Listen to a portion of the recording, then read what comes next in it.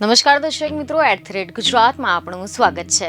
ગત લોકસભાની ચૂંટણીમાં કોંગ્રેસ ગુજરાતની 26 પૈકી બનાસકાંઠા રૂપ એક બેઠક જીતીને પણ ભાજપના ગઢમાં ગાબડું પાડવામાં સફળ રહી હતી અને બસ ત્યારથી જ કોંગ્રેસમાં જાણે કે ગુજરાતને ફરી એકવાર જીતવા માટે નવો જ જોશ જાગી ગયો હોય તેમ પાર્ટી હવે ગુજરાતમાં ન્યાય યાત્રા થકી ગુજરાતની જનતાને પોતાની તરફેણમાં કરવાની તૈયારીમાં લાગી ગઈ છે। પરંતુ હવે કોંગ્રેસની આ યાત્રાથી ભાજપના પેટમાં જાણે કે તેલ રેડાયું છે। ગુજરાતના પૂર્વ નાયબ મુખ્યમંત્રી નીતિનભાઈ પટેલે આ મુદ્દે બરાબરના બગડ્યા છે અને તેમને ન્યાય યાત્રા મુદ્દે અને કોંગ્રેસને ફરી એકવાર આડે હાથ લીધી છે।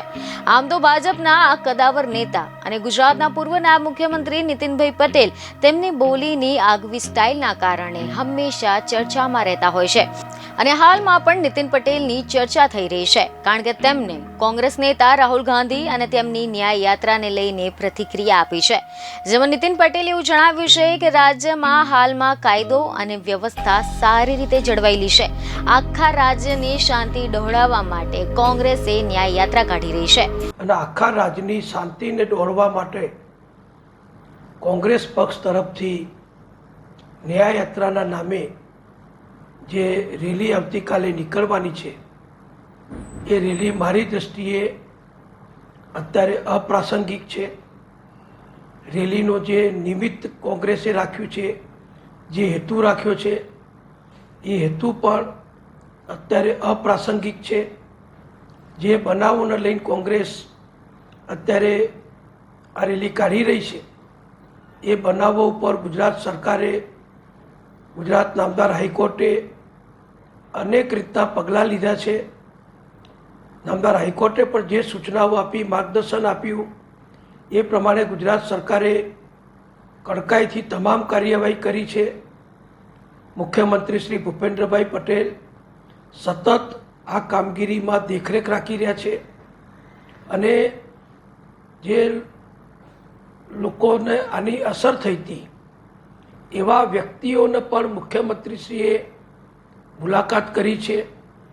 બધાને સંતોષ થાય એવું કામ જ્યારે સરકાર કરી રહી છે ત્યારે કોઈ પણ કારણ ન હોવા છતાં બહુ જૂના ભૂતકાળના બનાવના મોરબીની પુલ હોનારત હોય કે રાજકોટનો જે ગેમ ઝોનમાં આગ લાગી એ બનાવ હોય, એ બનાવને આગળ કરી અને કોંગ્રેસ આ રેલી કાઢી રહી છે એ મારી દૃષ્ટિએ યોગ્ય ને વ્યાજબી નથી।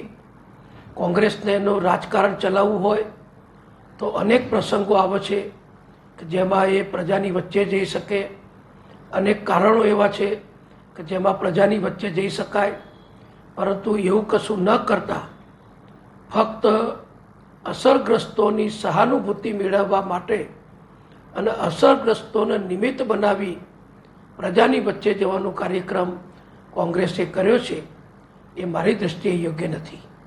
મારી દ્રષ્ટિએ તો અત્યારે આ રેલી યોજવી એ અપ્રાસંગિક છે। રેલીને કોંગ્રેસે જે હેતુ રાખ્યો છે તે ખૂબ જ અપ્રાસંગિક છે।